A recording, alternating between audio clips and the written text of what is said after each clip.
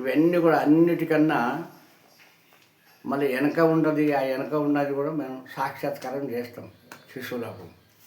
ఇది నిజములు, ప్రపంచంలో ఇది సత్యం అని చెప్తాం. కాబట్టి ఇది ఎప్పుడైతే గురువైన వాడు దీన్ని శిష్యులకు దర్శనం చేయాలి. ఇది మూలం, ఇది అన్నిటికన్నా మూలం. ఇది శాశ్వతమైంది, అది సత్యమైంది, అది చెడిపోయింది,